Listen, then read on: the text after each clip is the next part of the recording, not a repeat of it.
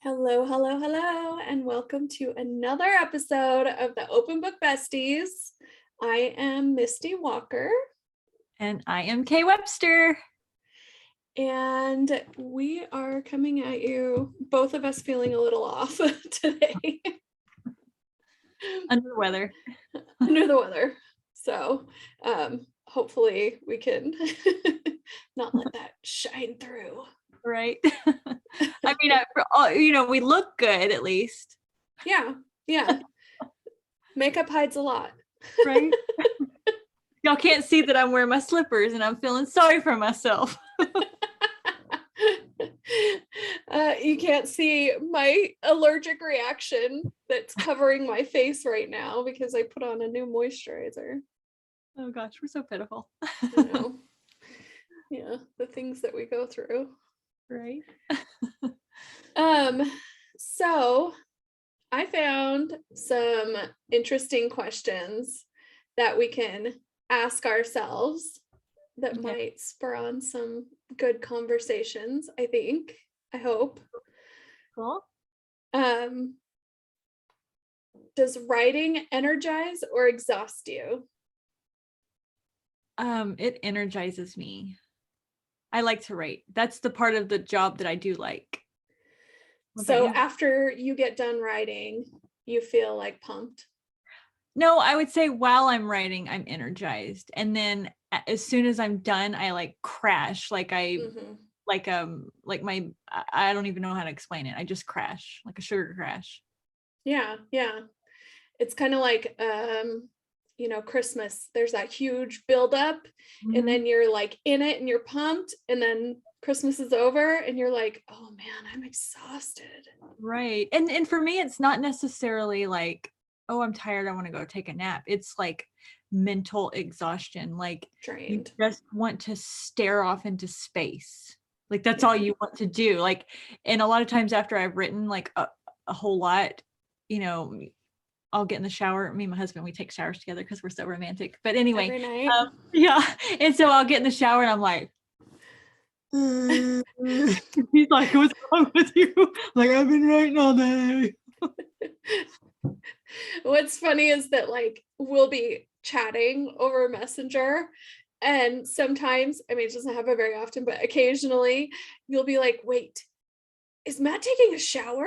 What is he doing? He's taking one without me. I gotta go by. I get super offended if he tries to take a shower without me. Like that's our thing. Like that's our, time to talk uninterrupted. And if he takes a shower without me, I think he's mad at me. That's so funny. And he's got that oppositional disorder, and he doesn't like to be controlled, and he doesn't like schedules. So if I say, honey, now tell me before you go get in the shower so I'll know, like that makes him not want to do it. He wants me to hear the water running and come running. Like it's this weird little thing that we do. Little mind games you're playing with each other over a shower. Right. I mean, after almost 20 years of marriage, you got to keep things fresh. Well, speaking of husbands, my husband has no emotions. So the next question is, do you think someone could be a writer if they don't feel emotions strongly? I think so. I think that they would be better suited for like nonfiction if they don't have any emotions. But I've seen people that I think, well, aren't you a dull Betty? That's not even the thing, but I'll think that this person's super dull, but then you read their writing and it's very just emotional. And, so maybe, I don't know. I think that it could happen. You never know what's like beneath those layers, just because they don't express their emotion doesn't necessarily mean they don't feel it. Yeah. And I guess now that I think about it, I don't feel emotion strongly at all. Like, I'm not a crier. I'm not a very emotional person. But when I write, I think I am. Maybe that's like my emotional outlet. Right. Yeah. Well, same. I mean, I don't cry or anything. So whenever I write, my people, they're just bawling their eyes out and it's the end of the world and they're just so dramatic. And I'm like, in regular life, I'd be like, oh, shut up. Stop it.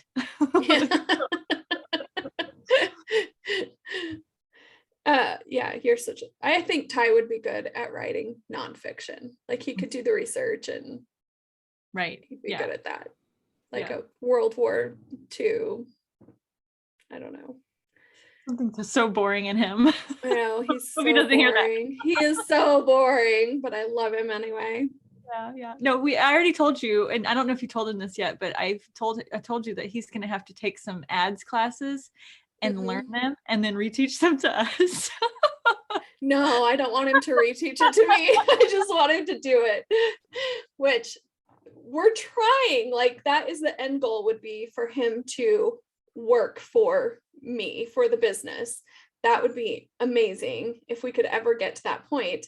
But he's going to have to start learning some things that take up too much of my time. So he told me that he wants to take the ad course that I have access to. And I don't know. We'll see. We'll see how it goes. I don't know. Well, he might. I mean, you're not like into taking classes that much. You don't really like them. No. Like I love to take them. They're fun for me. So I'm always like doing something like that. But now, transforming what I learn and then making it like happen, that's a whole nother story. I don't mind like taking classes like on craft, like that kind of thing excites me, but marketing, snooze fest, or just stuff like that, like just so boring. I would rather not. I'd rather him do it for me, but I can have him teach you. Okay. Yeah, he's gonna love that. I bet he can't wait. So the next question is, what was the best money you ever spent as a writer?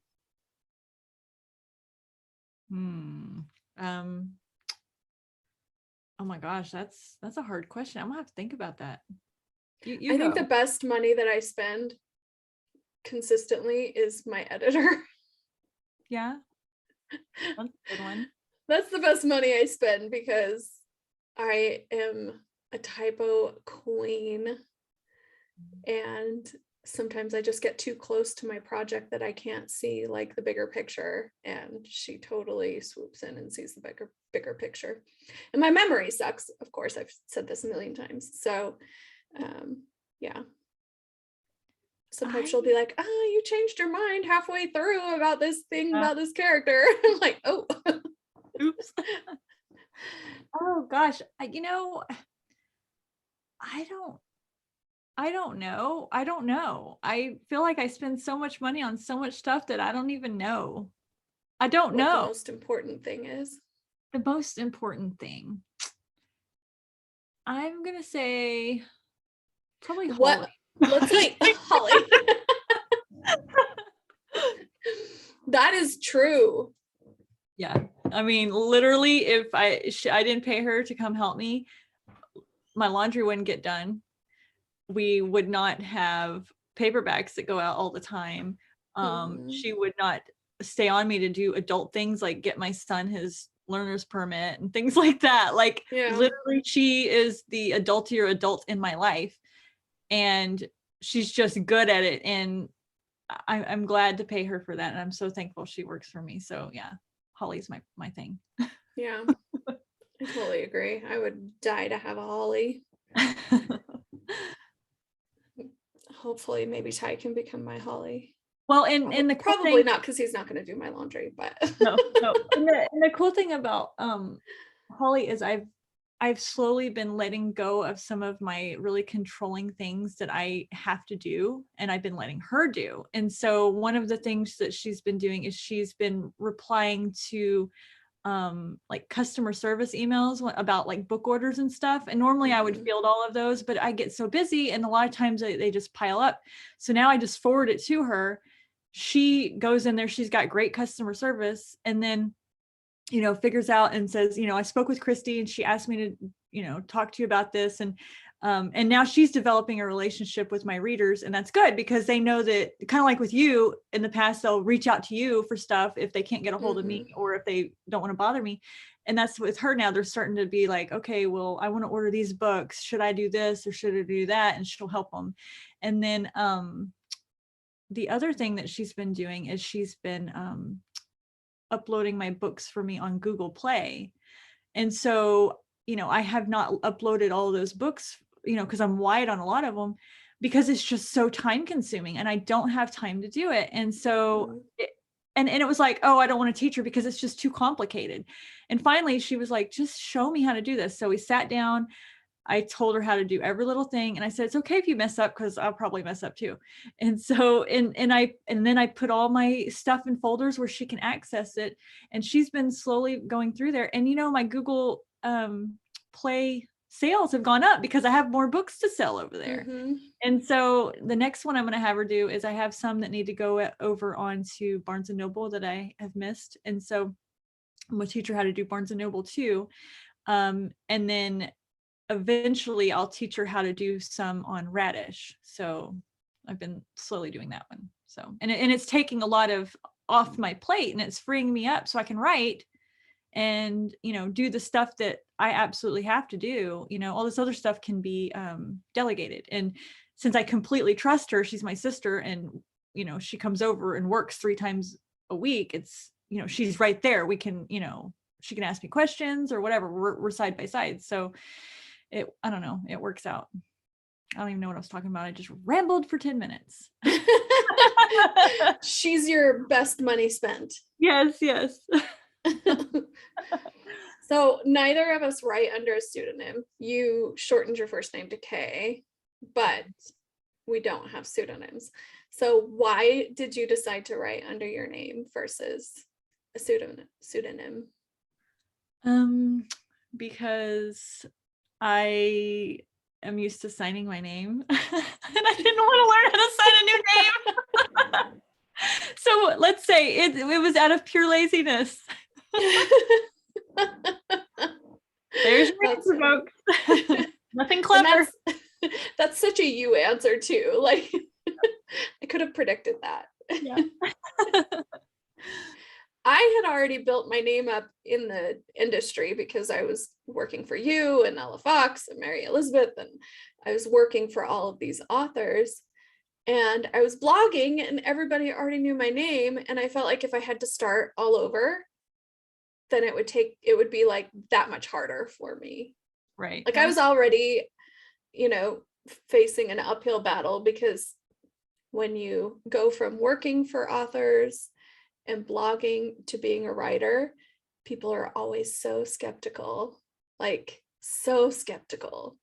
So, yeah, it's always I didn't want to make it harder for myself, I guess. But you flew right through that. I mean, I know it was a little bit tricky, but you did good. So I ignored it. Yes. I learned that from you. Ignore, yeah, because ignore. It'll go away. Right. And the people that want you to succeed, they're the people that you want to be around anyway. Like if they are going to be weird about it with you, having a new endeavor, then, they probably weren't your people anyway, Right. So, yeah.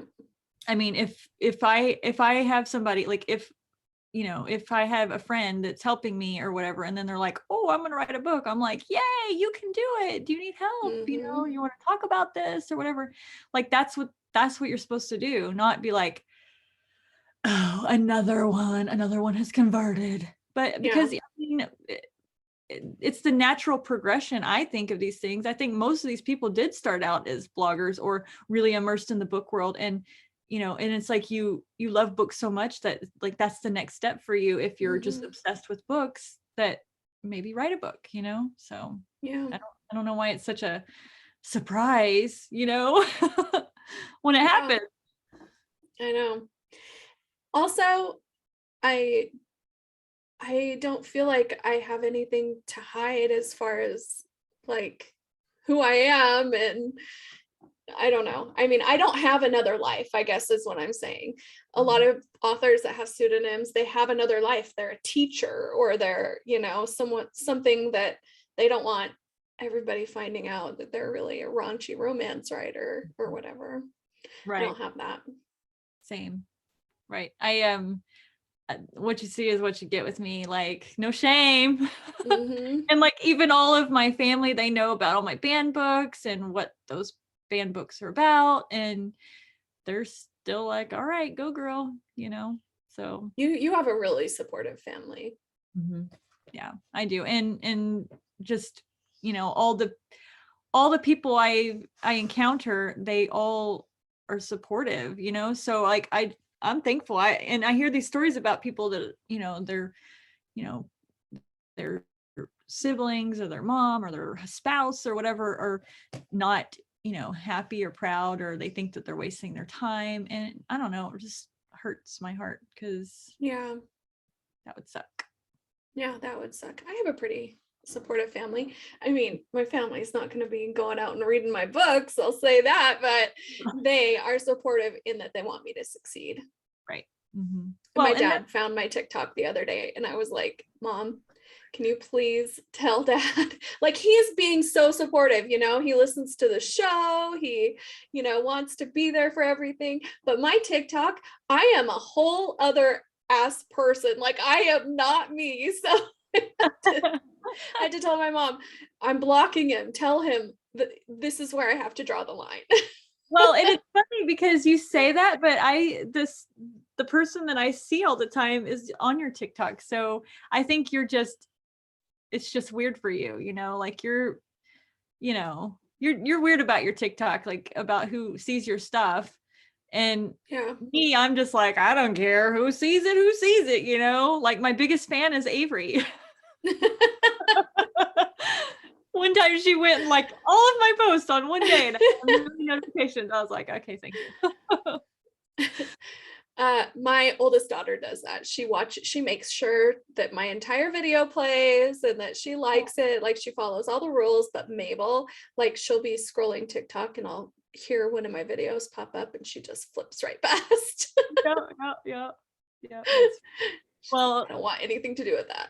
The other day I was really sick and I didn't put on any makeup, and I was smart and I had pre-recorded some TikToks, and I went ahead and pushed play on one of them or whatever, and she comes in there and she says, Mom, did you post a TikTok today? And I was like, yeah. And she's like, oh. And she's like looking at me like, oh. And I'm like, I pre-recorded it. And she was like, no, I'm not saying that. I mean, you're always beautiful. And I was like, cut the crap. Whatever. Yeah. Yeah, I know you were like, how did she go from that to this? Yeah.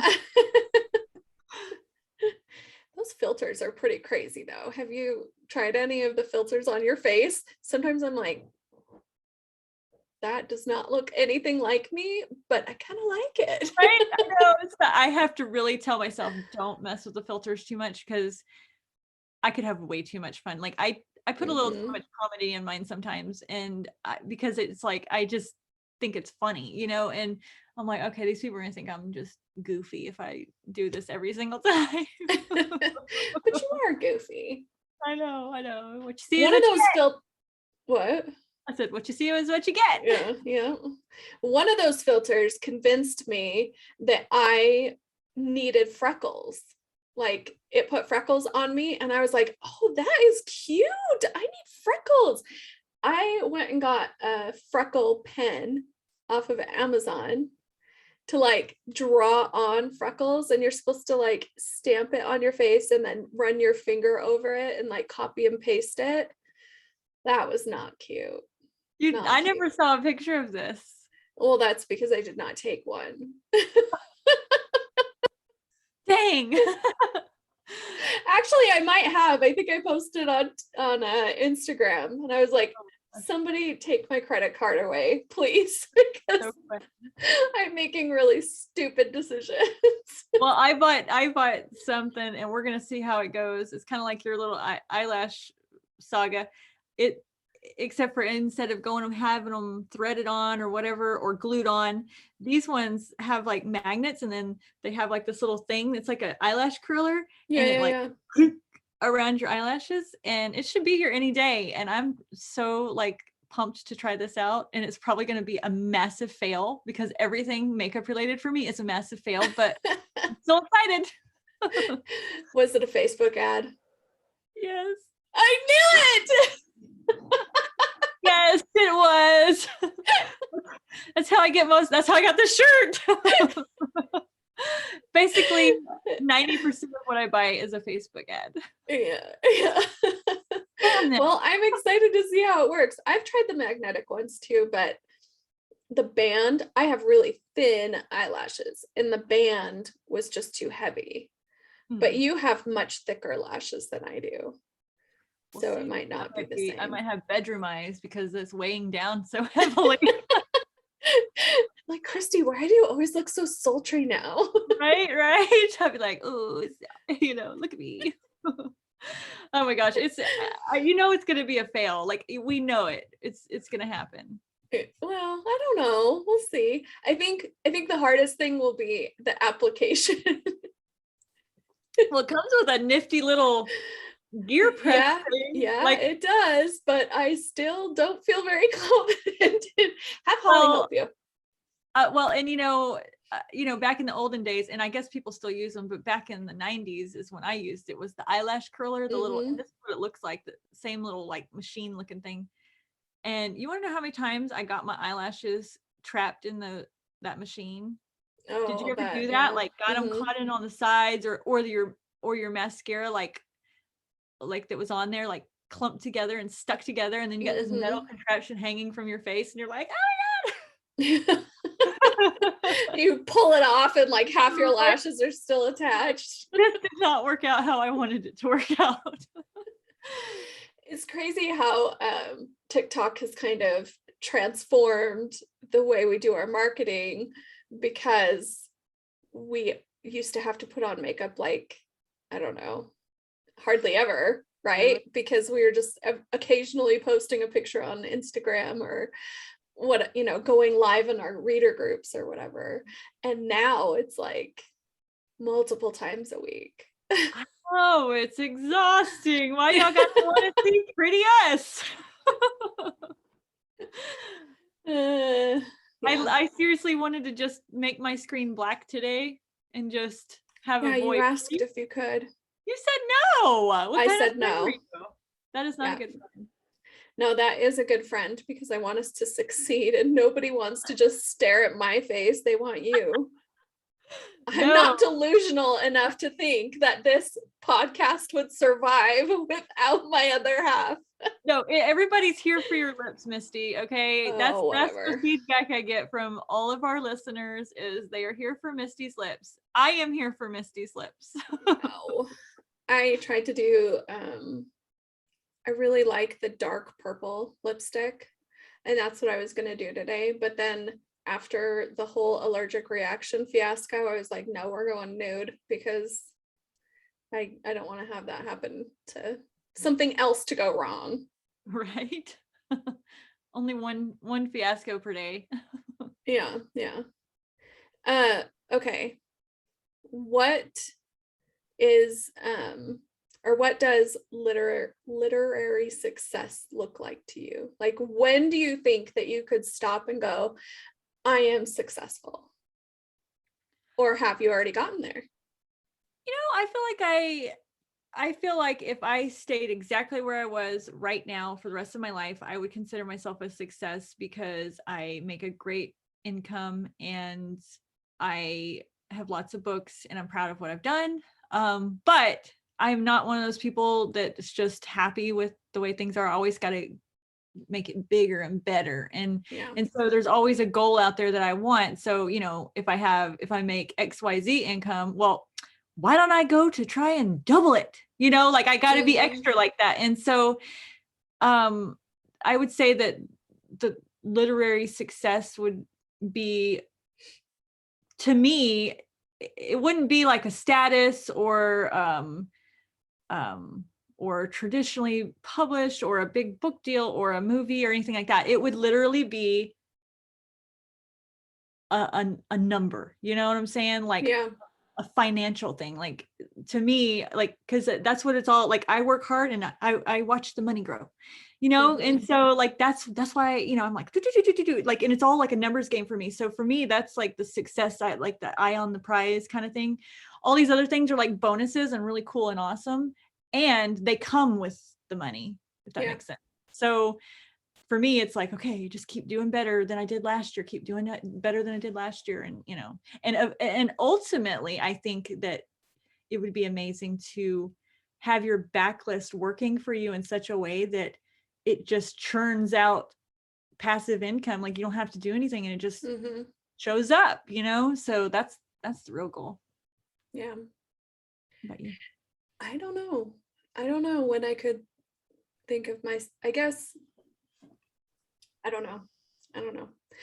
I'm like you. I don't know if I would ever just stop and go, okay, I'm successful. I think I would always be like reaching for the next thing. But yeah, it totally is a numbers game. If I made more than my husband, I might consider myself a success. And I think maybe this year I'll have to look at my tax returns, but I think I have made more than mine. And that's like part of our goal is we're trying to, you know, where he doesn't have to work so hard because his job is very, very stressful. And I would love it to be where like I made all the income and he could just, you know, cut back some hours or, you know, do something that doesn't. Right. Yeah. So, you know, just something to make him not be so stressed out all the time. Because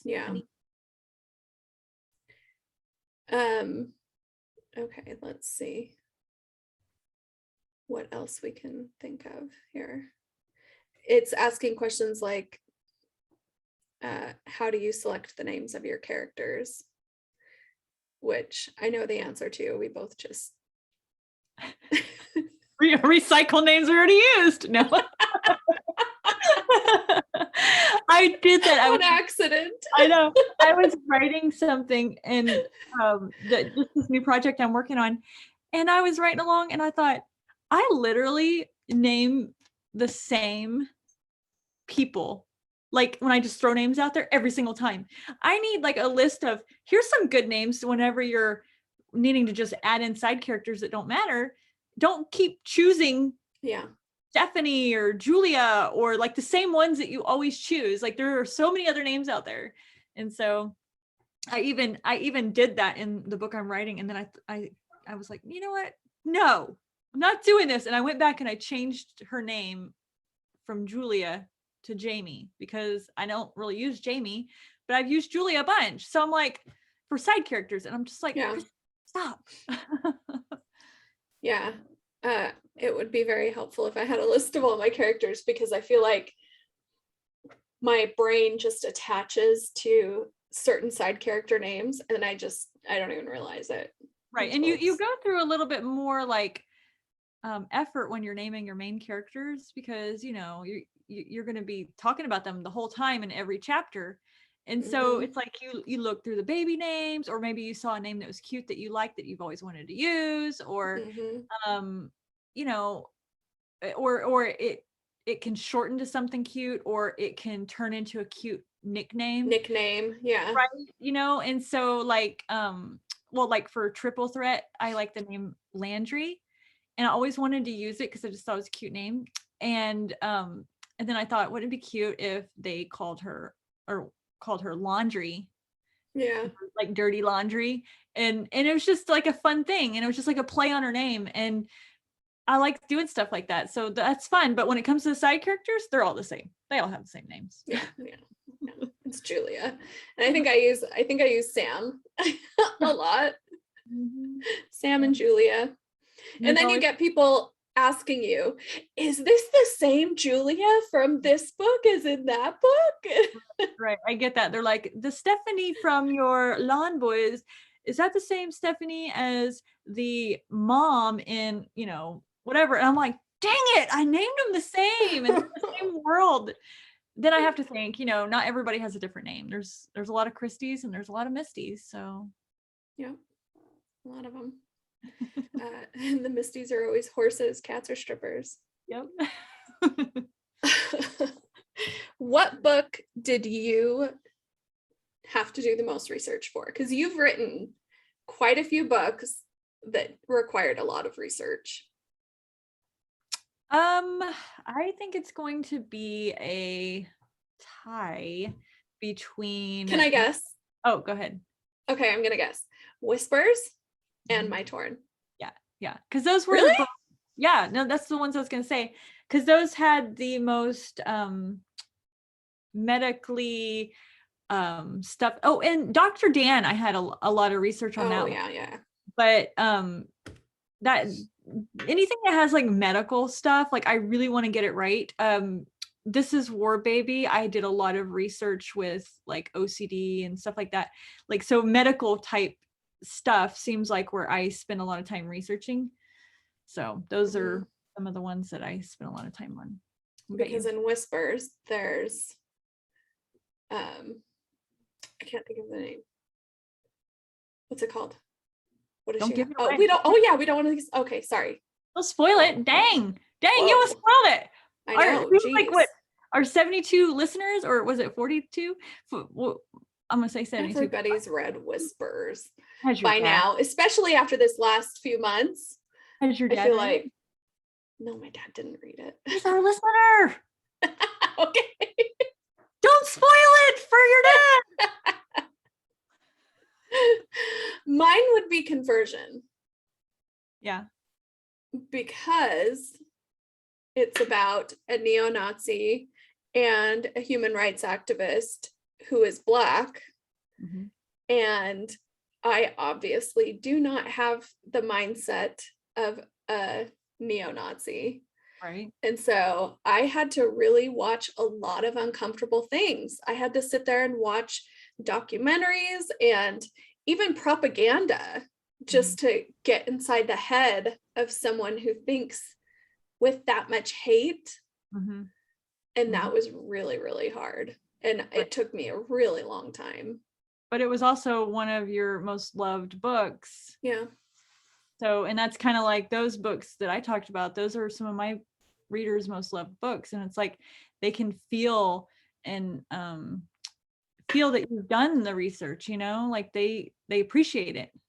It just like makes the story that much more amazing. So yeah, I think that's a book I'm the most proud of. What book are you most proud of? I have to look at them all because I always forget which books I have. I would say probably Whispers because it's made the most money. So all back to those numbers, right? So yeah, I'm proud of that one right now. It's definitely just doing great. Little rock star, that book. What's a novel of yours that you feel is underappreciated? Okay, so I think Untimely You doesn't get enough love. Oh yeah, that one is so good. Yes, it's so emotional and it's steamy and it's got a good little twist and it's just different, and I loved writing that book and I loved that book and nobody ever reads it. That was one of the books that made me just absolutely fall in love with your writing. So like it just tugged on my heart so much. Love that book. Oh, thanks. What about you? I don't even know. Conversion, probably. Because even though like it's the book that most people like message me about and just gush, I really don't feel like it's read as much as it should be. Yeah. And rightfully so, because it is a subject matter not a lot of people want to dive into, and I get that. Yeah, it's really good. I loved that book. And you did a good job. it was just one of those books, like you said, you could tell you researched every little thing, and I'm over here learning stuff because, you know, it was very just, wow, you know, didn't even know this kind of stuff existed. Yeah. Okay, this is going to be a very hard one. Okay. And you're going to have to think, even though you have not had coffee. What would you say the hardest scene to write was of yours? Of all my book? Yeah. Like what scene was just the absolute hardest for you to write? I would say the one that sticks out in my mind is in my Tauren, when I had to kill off a character, and it like devastated me. Like I just slammed my laptop shut and ran into the bathroom and bawled my eyes out. I was so upset. And I was like, you know, that was really sad. Like, why? And everybody's like, well, why'd you have to do it then? And I'm like, well, it was part of the story. Like, you know, I think those are hard to write, obviously. And then I have a few of them that had some self-harm type scenes, and those are very like, they're very like, they just very hard to write because you have to get yourself in such a low like frame of mind to be inside their mind, and it's just such a dark, like just spooky place to be, you know. And so like there's some scenes in The Day She Cried that are like that. He Made Me Stay. Like I have a few that have some stuff like that, and they were really hard to write, or emotionally difficult, I would say. Yeah. There's a scene in Truly's Biker where, because Rock has PTSD, and because I also have PTSD, I had to tap into that to write that one specific scene, and that was just devastating. It was so hard. So that was probably. Well, and you know, that reminds me, as you said that, remember when I was writing Feuds in Reckless Fury, Alice had like a thing about mice and how, and that's like my big, every time I would write them, I would get so creeped out, and just my anxiety, like even talking about it, my skin is buzzing right now, like just talking about it. And so that one was just like a, you know, wrecked me a little bit in the mind. So I totally get you. Yeah.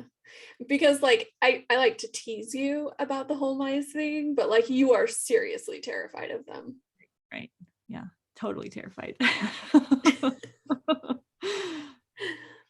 What is well, I think I'm going to take this question and kind of rephrase it. Okay. Do you like writing men or women more, and why? I think I already know the answer to this. You already know I'm going to say men. Yeah. And I don't know why. I feel like I understand them better. I don't know. I feel like you know, I don't know. I relate to them better. Like I want inside their minds so bad that like it's fun for me. I don't know. I've always enjoyed it. Anytime I do co-writes, I always do the men. That's why I love writing male, because I get to do two male perspectives. I just enjoy it. So what about you? I think I like writing men more as well. And actually thinking about it kind of like throws me off, because I think I like writing men because I don't feel like I have any rules, which is so like kind of heartbreaking that you feel like you have rules when you write a woman. And I think that's why I liked writing Bexley so much, because she did not have rules. Like I didn't have to hold anything back. She was just out there. And I feel a lot of times when I write women, there are just things that you just have to internalize and not, I don't know. That's interesting. Right. Yeah, I know. That's like a whole whole other gender topic. Right. But yeah, when I write the guys, it's just like I do what I want, I say what I want, for the most part. Right. Although what was funny is when I wrote Triple Threat, Sparrow calls the heroine a bitch, and he says it like in a funny way, kind of, but then a couple of times he thinks it in his head, and the editors were like, we don't like this word, we like when he said it and that was great, but then these other places need to go. And I was like, okay, so I found some other creative words to use besides bitch. But I was like, yeah, I guess I was a little bit going overboard there. Yeah. Well, it definitely like hits a certain spot when you read it, when a guy says bitch to a woman. It definitely like, oh, that hurts, right kind of thing, you know. Like, how am I ever gonna like this character again after he said something like that? But totally happens all the time. Yeah. And I did read that part that you're talking of in Triple Threat. Did you cringe? Ooh.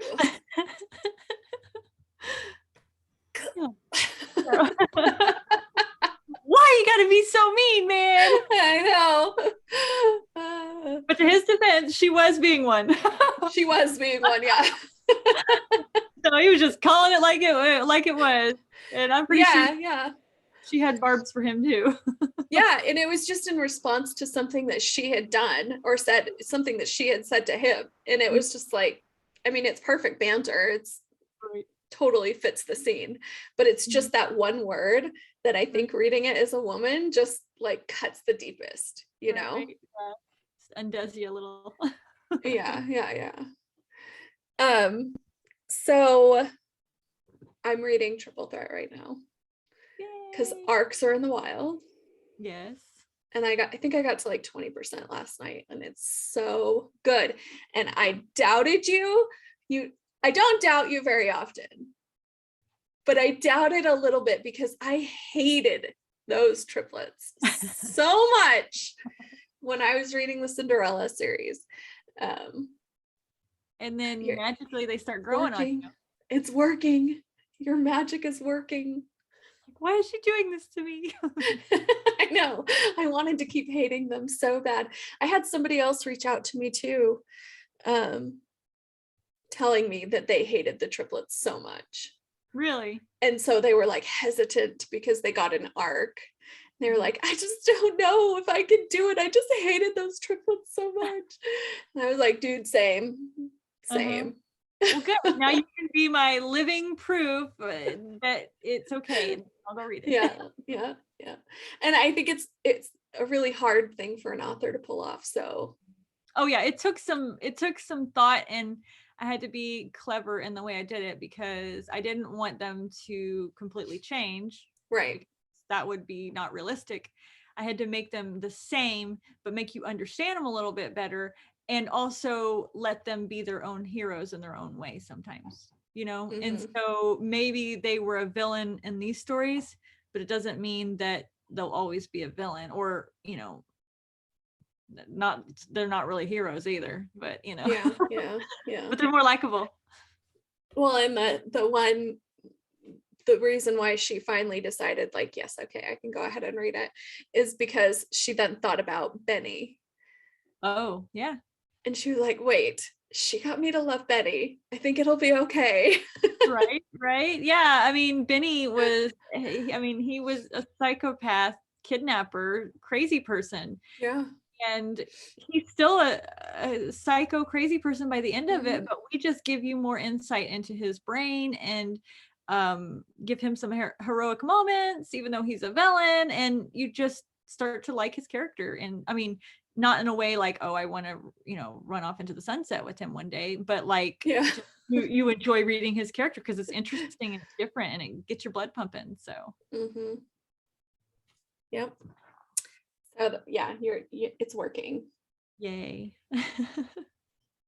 And I might have been the most skeptical, so if it's working on me, then yeah, I'm hoping. And then I'm hoping that people who didn't read the Cinderella trilogy will, you know, be like, oh, what, this looks good, and they read that, and then they'll go back and be like, oh my gosh, these guys are monsters. Well, they still kind of are, but you just get, like you said, you just understand them better, and Right. why they are the way that they are, and right. And then plus you get to see how dead sexy they are. mm-hmm. So that helps. Yep, for sure. So let's talk about what we're reading, because you messaged me was it last night Mhm. or this morning, and you were pretty into a book, True, true, true. but Okay, you so wouldn't tell me which one because you wanted to save it for now. oh, okay. Okay, so I have 3 books here, so maybe it's one of these. Okay, so there's a book called, and I told you about it, The Remaking of Corbin Wales by Rowan Parish, I believe. Mm, Um, it was so good. It was so good. And um it had an oddball character. I love those oddballs that just mm-hmm. they're quirky and weird and bizarre and ostracized, and nobody likes them except for the other hero. And I just love seeing their character growth, and that, I don't know, that book was perfect, and I loved every bit of it. That's the book that my Kindle died at 83%, and then I had to go Oh back, and yeah. I finally read the rest last night, and it was so good. And then the other one, okay, so this is probably, okay, so we took a class with Alessandra Torri Yeah. the other day. I don't even remember what it was called, like make 2022 be your best writing year or something. I don't know. Yeah. And one of the books that she suggested that we read, I brought it up here, is called Profit First. And this girl, I realized, this Suzanne Mariga, or however you say her name, she's actually on the Inkers Minicon that we signed Mm, up for. She's one yeah. of the teachers, and she's teaching this. So anyway, I didn't realize that when I bought this, but then when I looked on my email today, it said that she's one of the teachers, which I'm glad, because I just devoured this book. And this book is geared towards minority businesses, but I really feel like it could help anybody. It certainly helped me. I mean, you can tell I've done a number to my Dog-eared. right, and I took a bunch of notes, and she basically teaches you from a business perspective that you need to um,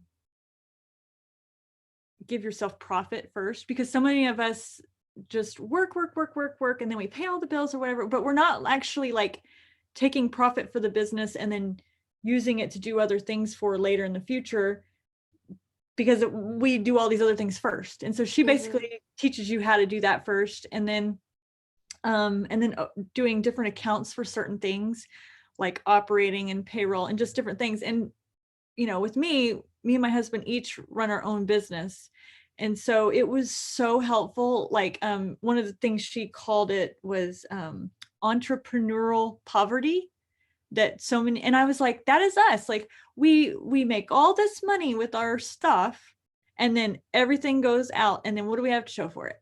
Yep. Like and so it was just very eye-opening and helpful. And it's got a lot of, she's a CPA, so it's got a lot of accounting jargon and stuff, which can be kind of hard to clunk through, but she makes it easy, and she gives a lot of like case studies and stuff, that, and every single one of them I was like, yep, familiar, yep, familiar. Like I related to these people so much. And anyway, it's so awesome.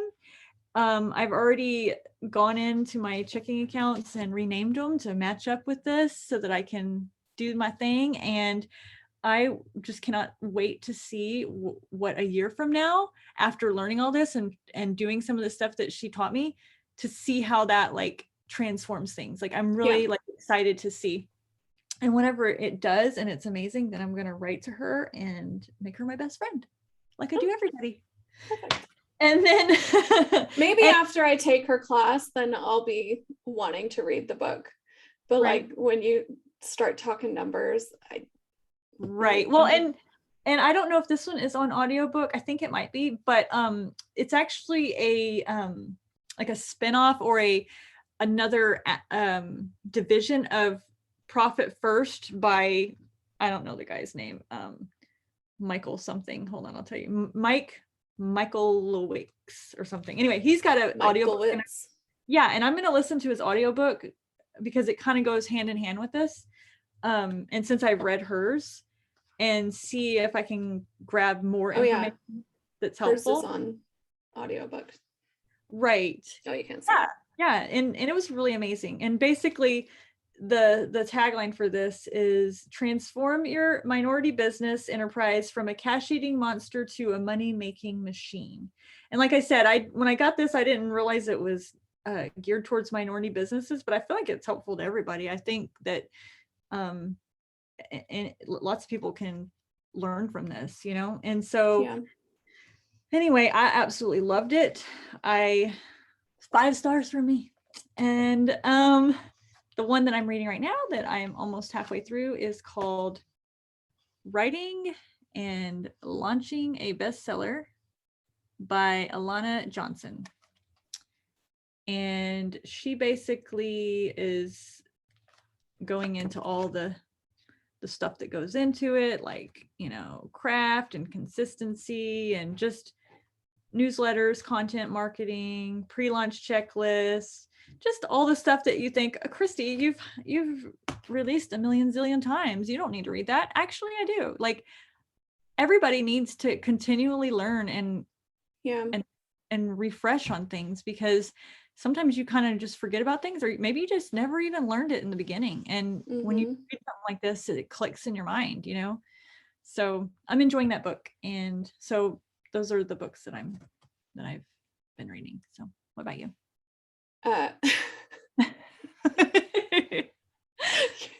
You're gonna make me sound horrible because I am not reading any craft books. Like, you're over here bettering yourself, and I'm like reading the filthiest. Whatever. Whatever. That's it. Reading is reading. It doesn't matter what you read. You can read the, you know. I am still working on Save the Cat, the audiobook. Okay. And I am determined to plot my next book.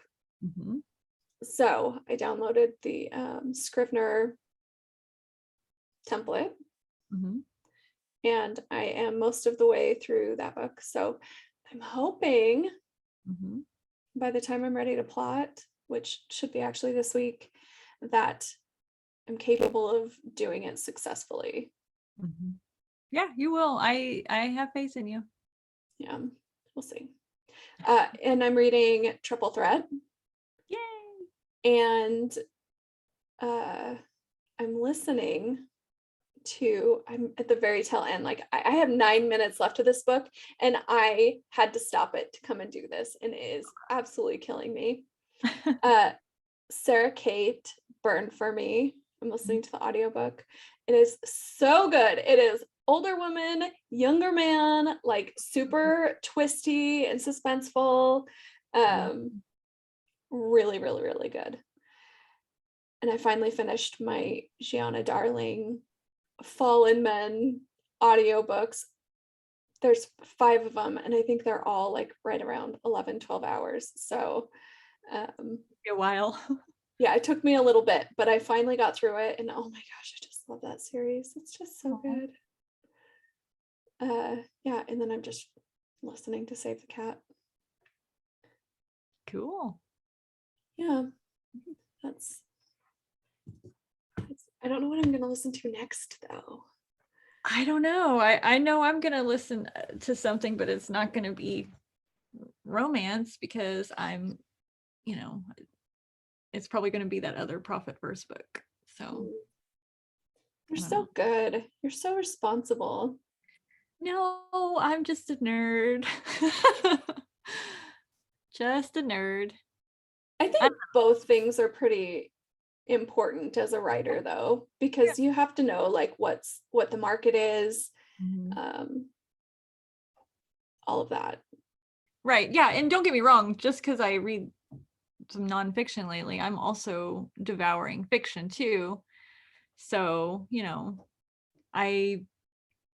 sometimes I genre hop, so I'll be all in on romance, and then all of a sudden I'll want to read like YA dystopian, Yeah. like, and so it just kind of depends on whatever's gonna strike my fancy.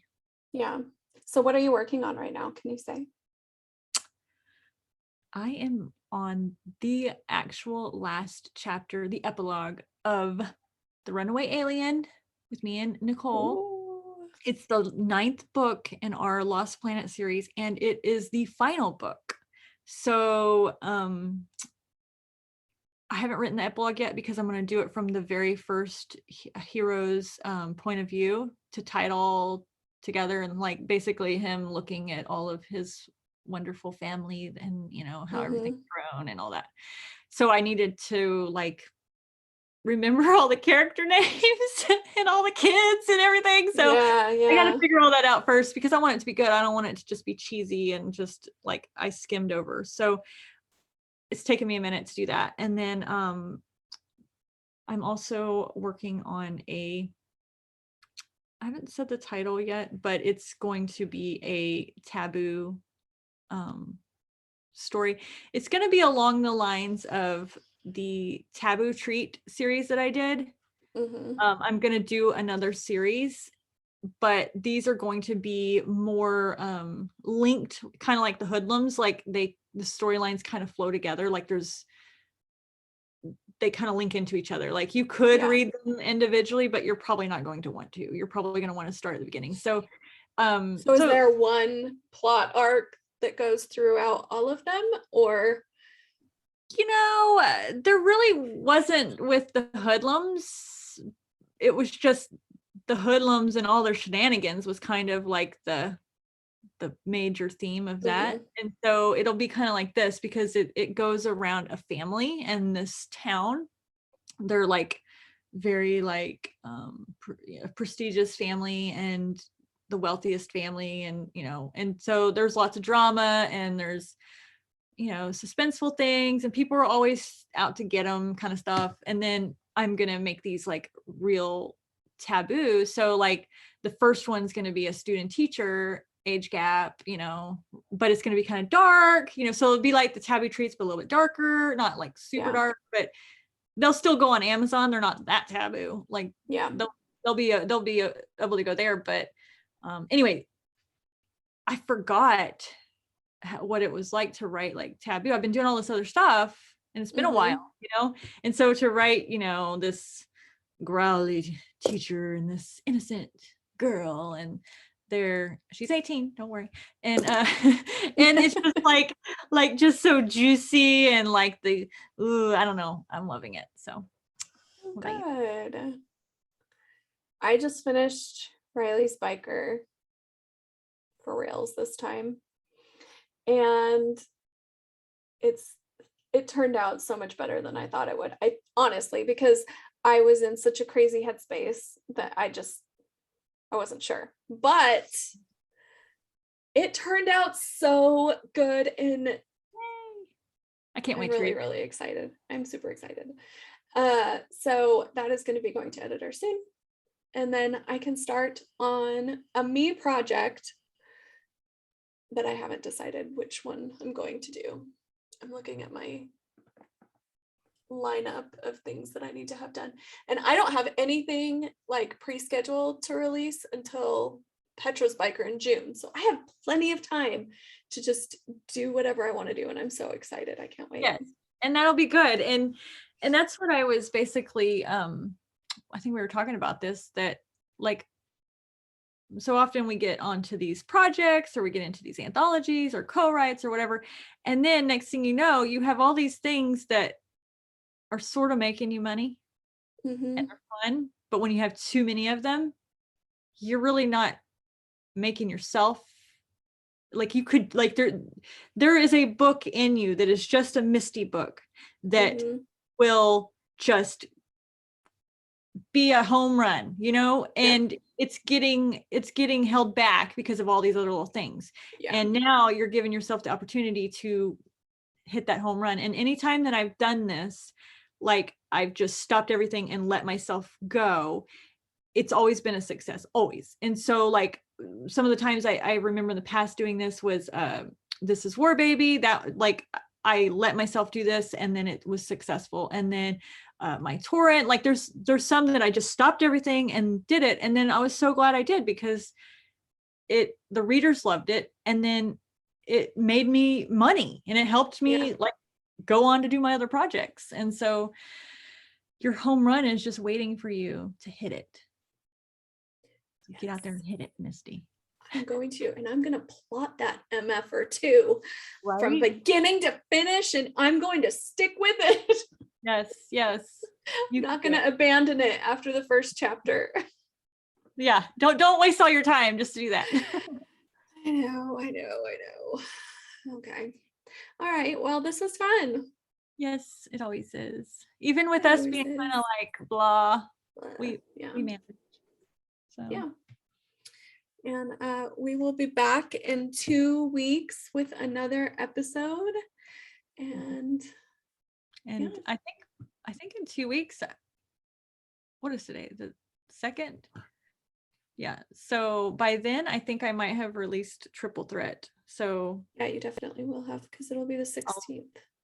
I'll be on here to tell everybody how it's being turned into a movie. No, I'm just kidding. Yeah. Big dreamer. Always. I have a free book. Oh, I almost yes. forgot to mention it. You told me to remind you and I almost forgot. I know. Well, we can't remind each other to do anything. I should know better. Adler's Heart, which is in our Briggs Ferry Bay world, kind of. It's like Briggs Ferry Bay adjacent. It's a novella. It's the perfect like winter, snowy outside. Yes, it is novella. So hot. It's got emotion. It's wonderful. Yes, a little bit of daddy kink. Again, we always love our daddy kink. Oh yes, we do. And that's free for another couple days. So Adler's Heart, go grab it. Yeah. It's number 2 in gay fiction right now, which I thought was super exciting. Yeah, like it's so close to being number 1. Maybe after our podcast and our plethora of listeners, it will go to number 1. Dad, go get it. Go download it for free. Dad, this is your moment. Help me out. All right. Your time to shine, Dad. Get your friends to download it too. So we will talk again in 2 weeks. Yep. Sounds good. All right. Bye, everybody. Bye.